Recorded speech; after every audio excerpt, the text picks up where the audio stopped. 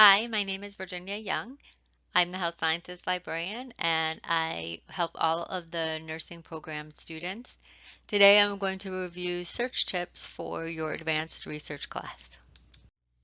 The objectives for this library tutorial for Nursing 615, other than introducing myself as your health sciences librarian to assist with your research projects, will be to review where to find the course guide for Nursing 615 on the library website, show you where to find links to install Mendeley, demonstrate medical subject heading searching in PubMed, introduce different evidence-based practice databases for literature searches, and importantly, we will walk through planning and testing a PICO search, which will hopefully make the process easier for you as you work on your literature search for your paper.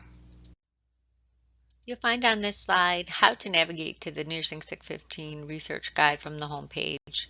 If you click the tab for Research Guides and then simply search number 615 for your course, you'll see a link to the guide for advanced nursing research. Here you will see the Nursing 615 Library Guide, and we will just do a quick tour, and please explore this when you have time. The second link here, the video tutorial, is actually going to be this recording, this tutorial. We'll post this here if there's something that you want to go back and review. There's a link for databases, which would be more of your evidence-based literature databases. Assistance in ways to find articles. Evidence-based ebooks. These are great to link from off-campus, and you would just log in with your Lemoyne identification. APA help, which is crucial for your APA style citations. Mendeley will also help with that, so we do have a link here on your guide for Mendeley, and this is where you would find your links to install. And right here, what we've added into your guide is a systematic review overview. Systematic reviews are an essential tool for clinical evidence-based practice. So this will show you how they work and how they're put together and just sort of the steps of a systematic review.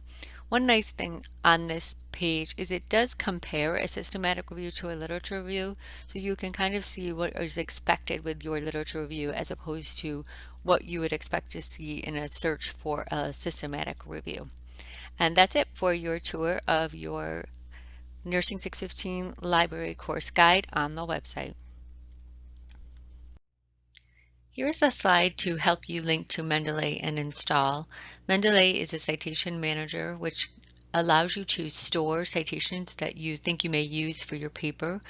Store everything in there. You can even store the full text of the articles that you may want to cite, and it allows you to keep track of them as you're conducting your research. So as you're in different databases, import your citations into Mendeley as you find them. There is a web importer which allows you to use your browser to export citations, so it's important to install that as well. The desktop version of Mendeley is a separate installation process, and you'll need to do that before we meet. And a nice thing you can do in Mendeley is create a group if you're working on a project together, and you can share citations with each other in real time to see if anyone has found an article they really like and would like to use. We do have a library guide that's specifically on Mendeley, and that is linked from your course guide as I just showed you in the previous slide. On this slide, you'll see what it looks like when you go to mendeley.com and click create a free account. And then also I put arrows next to the download button, and you want to be sure to install the web importer and the citation plugin. Before we jump into a demonstration of searching with MESH in PubMed, here's a quick overview of the difference between searching with keywords as opposed to subject headings. Keywords search only and exactly what you type in. That's how a search works in Google. Subject headings are assigned by experts and expand your results because subject headings are not necessarily attached to an exact keyword, and you might have better results and expanded results if you take advantage of subject headings. Additional features of biomedical databases that help you with your searching include limits and evidence-based filters. Limits can be pretty simple just limiting by publication year, English language, or perhaps there's a certain age group you're interested in. Evidence-based practice limits are a little bit more advanced because they can focus your results on higher levels of evidence such as randomized controlled trials or systematic reviews. PICO is the acronym used in evidence-based practice to help extract essential terms used in your search strategy. The PICO search we're going to use today is a population of individuals with a heart attack. The intervention would be exercise, no comparison. The prevention is our outcome. You don't have to use all the elements of the PICO. It's just to help you extract essential terms. We're going to try that in MESH so you can see how MESH can assist finding keyword alternatives. I'm going to quickly go through the steps to find PubMed and search the MESH database.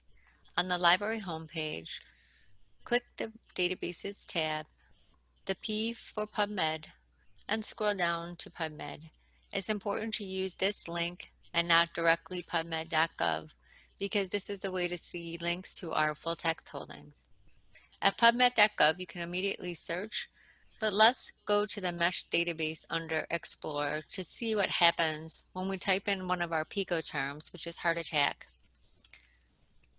and then hit enter. What happens with the medical subject headings is it gives you myocardial infarction for heart attack. So it's translating your keyword to a subject heading. You can see other entry terms. So these are terms when typed in that match to myocardial infarction. And you can also see in the subject heading tree other ideas you might want to use. So rather than MI or heart attack, you might want to go up a few levels and use heart diseases or cardiovascular diseases.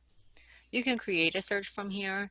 If you say myocardial infarction and prevention and control, which is the outcome we're looking at, you can add that to your search builder and search PubMed.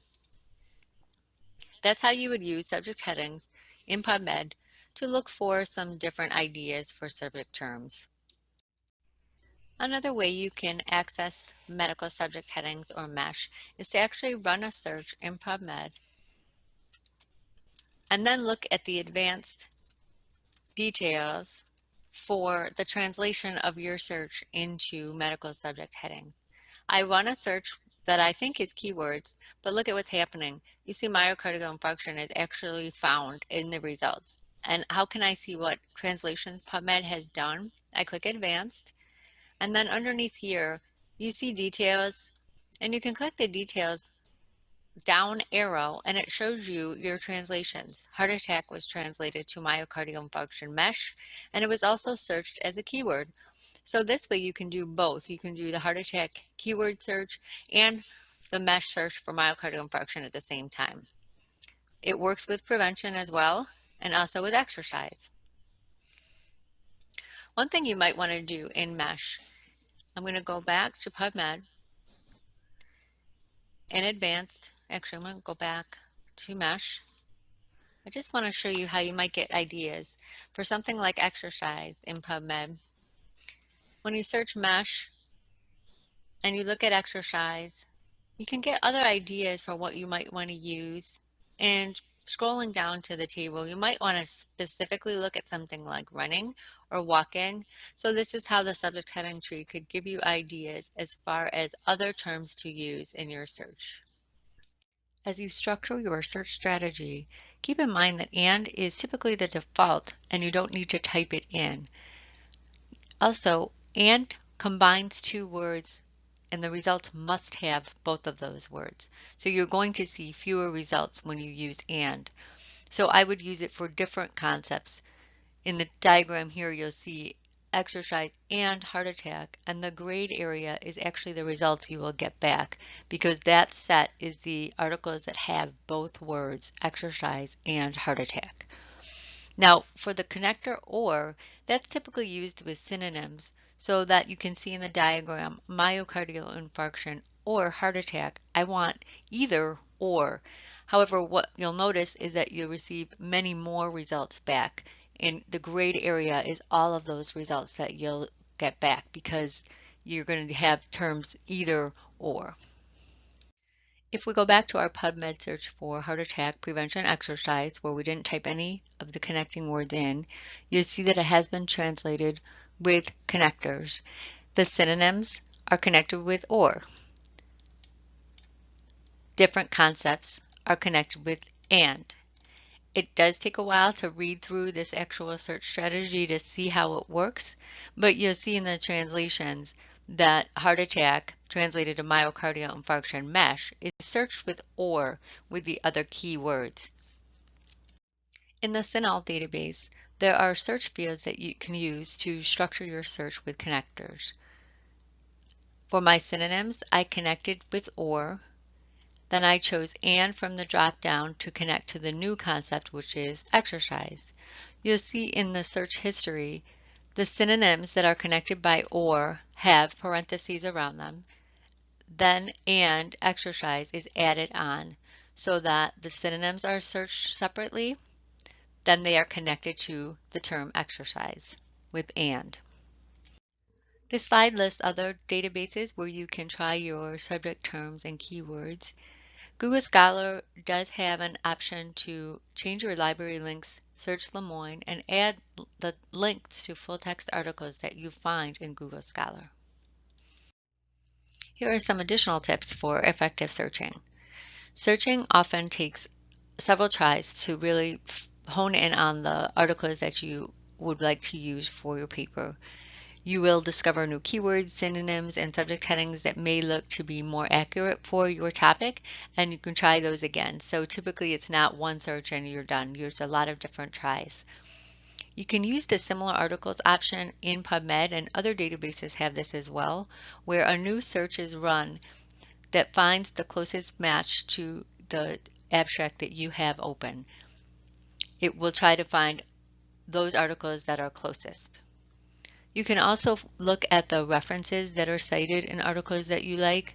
So often you can follow a trail and see what did they cite. Are there any studies that you might like to use as well? PubMed has a cited by feature, and Google Scholar has this as well, where you can find more recent articles that maybe have cited the one that you like, and often that's another way to find more recent studies that are similar to the one you like. Review articles are not original research, but they do cite original research. So if you find a review article that's right on point for your topic, often you can use their references to find original studies that might be appropriate for citing in your paper. Please contact me with any questions on your research with the information you see here. You can also, if I'm not available, use the Ask Us feature on our library website to talk to or chat, email, and immediately get a response from a librarian. Thank you.